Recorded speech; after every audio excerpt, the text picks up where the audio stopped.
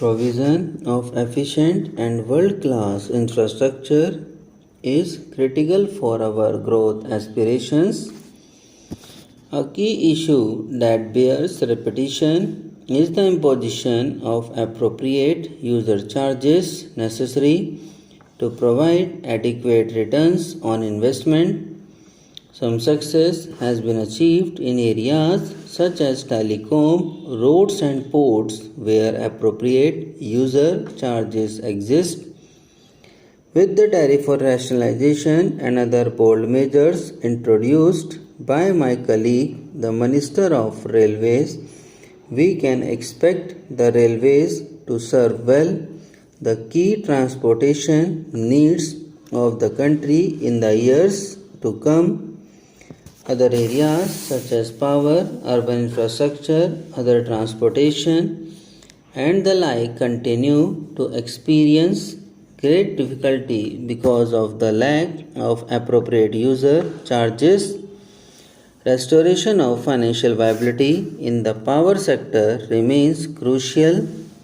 The average rate of return for all SABs is about -40% and their combined losses continue to increase.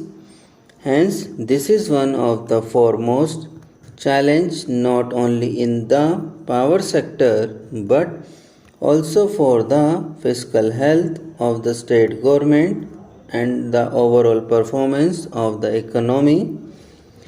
In recognition of these severe problems, the Prime Minister held a meeting with State Chief Ministers on March 3, 2001.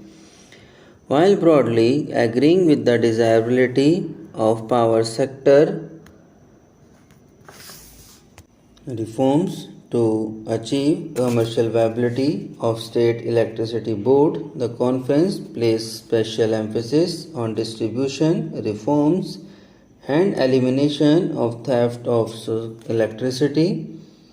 Subsequently, the high-level empowered group of chief ministers and the union ministers have agreed to a one-time settlement scheme in regard to SAP over dues to the central public service utilities through securitization and issue of tax-free bonds by the respective state governments, subject to the achievement of specified performance milestones and full payment of current dues in the future. I would urge upon the states to come forward and implement the scheme speedily. The Ministry of Power has already signed Memoranda of Understanding with 80 states and is expected to complete the journal exercise with the remaining states soon. To redouble our effort in this direction, APDP is being redesigned as the Accelerating Power Development and Reform Program with an enhanced planned allocation of rupees 3,500 crore for 2002-03 up from rupees 1,500 crores this year. Access of the states to the fund will be on the basis of agreed reform programs in the future. I am glad to inform the House that the Prime Minister's National Highway Development Program, launched 3 years ago, is progressing well. It now promises to achieve a totally new scenario in the road sector. The Golden Quadrilateral will be completed substantially by December 2003, a year ahead of schedule. The north-south and east-west corridors have a length of 7,300 kilometers, of which 716 kilometers have already been four-landed. With the assistance of multilateral funding, other borrowings by the National Highway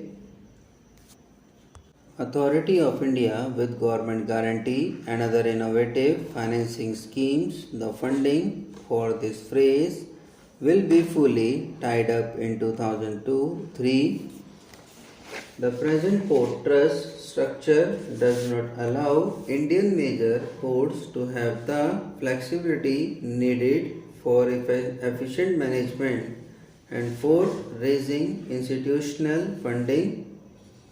It is therefore proposed to corporatize major ports in a phased manner. Private sector investments have been facilitated and 17 projects worth more than rupees 4500 crore have already been approved and another 8 projects with more than rupees 3200 crore are under consideration.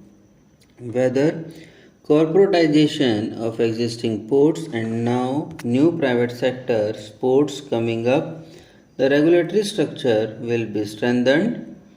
The government has already announced its decision to upgrade the international airports of Delhi, Mumbai, Chennai, and Kolkata to the standards of world-class airports by inducting private sector management and investment through long-term leasing systems.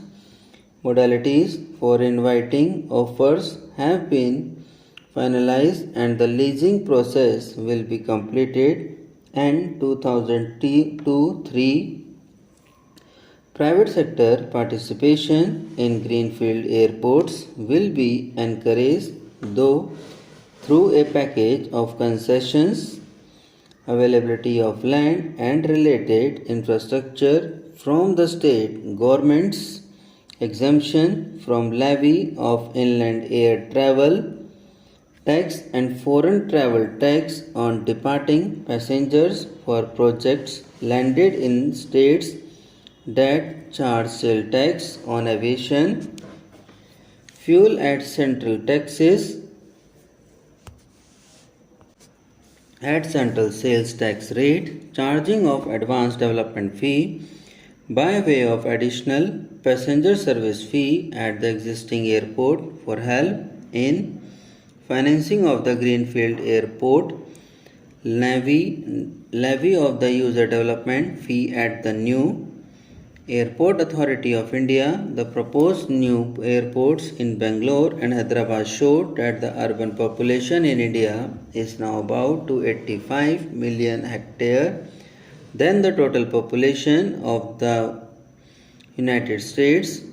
The number of cities with more than 1 million population has increased from 23 in 1991 to 35 in 2001. We are aware of the sad plight of most of our towns and cities as such. Subscribe now and press the bell icon. Never miss an update.